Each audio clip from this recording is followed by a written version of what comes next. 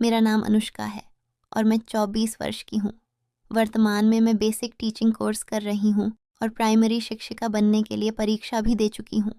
हमारे परिवार में 4 सदस्य हैं, मैं, मेरे छोटे भाई विशाल और मेरे माता पिता। मैं अपनी सेहत का विशेष ध्यान रखती हूँ। रोज सुबह योग और व्यायाम करना मेरी दिनचर्या का अभिन्न हिस्सा है। मेरा भाई विशाल 21 साल का है और हम दोनों बहुत अच्छे दोस्त की तरह रहते हैं। हम एक दूसरे से अपनी निजी बातें भी शेयर करते हैं, जो भाई बहन के बीच काफ़ी दुर्लभ होता है। एक दिन मैं विशाल से कुछ गोपनीय बातें कर रही थी। विशाल, क्या तुम्हें कोई लड़की पसंद है? मैंने मुस्कुराते हुए पूछा।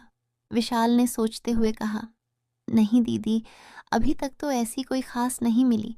अगर आप जैसी कोई मिले तो ज़रूर कोशिश करूँगा। उसके मुंह से ये शब्द सुनकर मेरे होश उड़ गए। तभी माँ वहाँ आ गईं और विशाल को किसी काम से बाहर ले गईं। मैं उसके कहे शब्दों को सोचती रही और इसी विचार में कब नींद आ गई पता ही नहीं चला। जब आंखें खुलीं तो घर में कोई नहीं था। शायद माँ और विशाल अभी तक लौटे नहीं थे।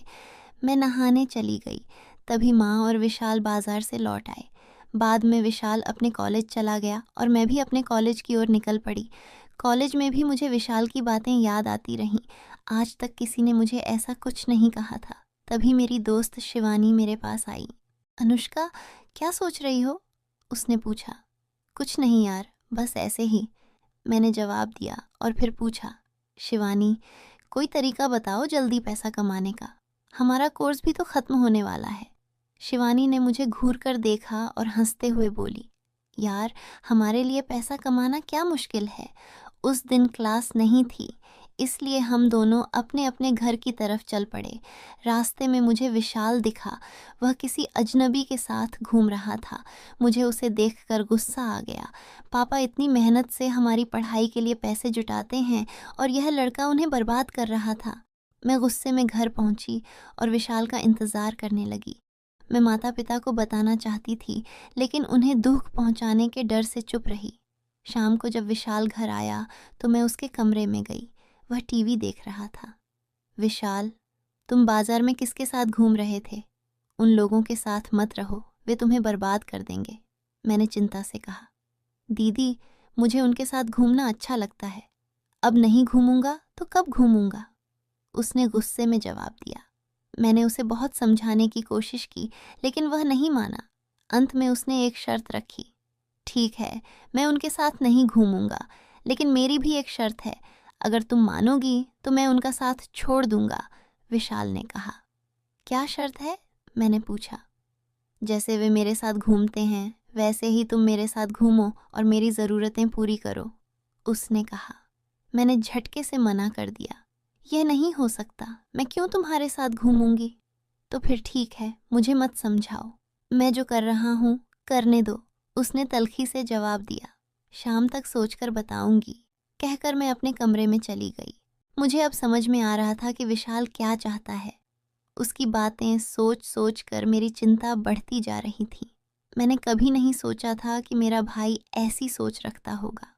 मुझे लगता था वह बड़ा होकर परिवार का सहारा बनेगा, अच्छी कमाई करेगा, लेकिन वह तो गलत संगत में फंस चुका था। इन बातों से लगने लगा था कि वह अपने साथ साथ हम सबकी ज़िंदगी भी बर्बाद कर देगा। मेरे दिल की धड़कनें तेज़ हो गईं। मुझे कुछ दिन पहले की बात याद आई, जब उसने मुझे अजीब नज़रों से देखा था। मैं समझ गई थी कि वह क्या चाहता है। मेरे सामने बड़ी दुविधा थी। अगर मैं ना कहूँगी तो वह और बिगड़ जाएगा, उसकी पढ़ाई भी खराब होगी। लेकिन मैं उससे पति पत्नी जैसे रिश्ते की बात भी कैसे मान सकती हूँ?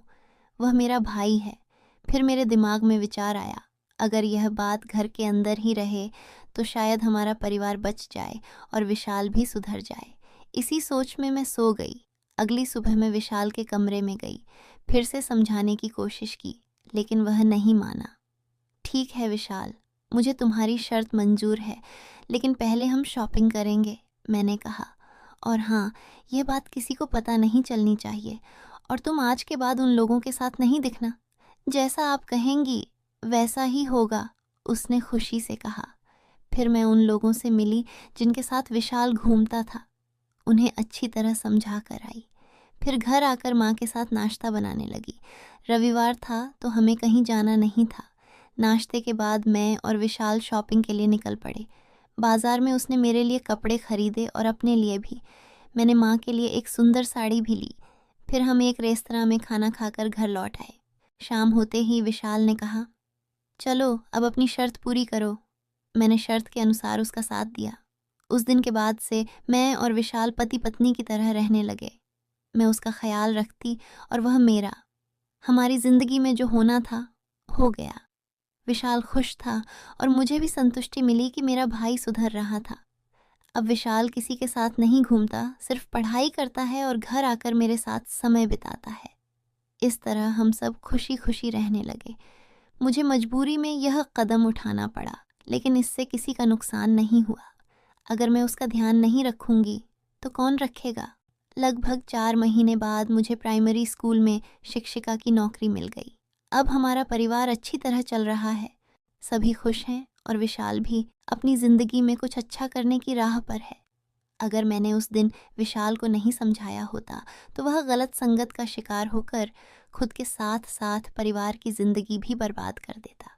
इस तरह मैंने और मेरे भाई ने अपने अनोखे रिश्ते से न सिर्फ एक दूसरे को संभाला बल्कि पूरे परिवार को भी बचाया। अंत की तरफ बढ़ते हुए क्या आप सोच सकते हैं कि कभी कभी परिस्थितियां इंसान को कैसे अजीब फैसले लेने पर मजबूर कर देती हैं। आज जब मैं इस कहानी को साझा कर रही हूँ, मुझे 5 साल बीत चुके हैं। विशाल अब एक सफल इंजीनियर बन चुका है और एक अच्छी कंपनी में काम करता है। उसने अपनी पढ़ाई पूरी कर ली और अब परिवार के लिए एक मजबूत सहारा बन गया है। मम्मी पापा को अब काम करने की ज़रूरत नहीं है। विशाल ने शहर में एक नया घर भी खरीद लिया है जहां हम सब साथ में रहते हैं। हालांकि हमारे बीच का वह रिश्ता धीरे धीरे बदल गया। जैसे जैसे समय बीता हम दोनों समझ गए कि हमने जो रास्ता चुना था वह शायद सही नहीं था। एक दिन विशाल ने मुझसे सीधे बात की, दीदी, मैं आपका कर्जदार हूँ। आपने मुझे बर्बाद होने से बचाया, लेकिन अब हमें सामान्य भाई बहन की तरह रहना चाहिए। मुझे उसकी बात सही लगी। हमने अपने उस रिश्ते को ख़त्म कर दिया और फिर से सिर्फ भाई बहन बन गए। पिछले साल विशाल की शादी भी हो गई है। उसकी पत्नी मीनल एक बहुत अच्छी लड़की है और हम सबको बहुत प्यार करती है। मैंने भी अपनी ज़िंदगी में आगे बढ़ने का फ़ैसला किया और स्कूल में हेडमिस्ट्रेस बन गई हूँ। कभी कभी जब मैं अतीत के बारे में सोचती हूँ तो अजीब सा लगता है। क्या मैंने सही फ़ैसला लिया था? शायद हाँ, शायद नहीं, लेकिन उस वक्त मेरे पास और कोई रास्ता नहीं था। मैं अपने भाई को किसी भी कीमत पर बचाना चाहती थी। हमारी इस कहानी से मैं बस इतना कहना चाहती हूँ कि ज़िंदगी में कभी कभी हमें ऐसे फ़ैसले लेने पड़ते हैं जो दूसरों को गलत लग सकते हैं, लेकिन अगर आपका इरादा सही है तो आखिरकार सब ठीक हो जाता है। हाँ, मैंने अपने भाई को बर्बाद होने से बचाने के लिए एक अजीब रास्ता चुना, लेकिन आज हम सब खुश हैं। शायद यही सबसे महत्वपूर्ण है। अगर आप भी किसी ऐसी स्थिति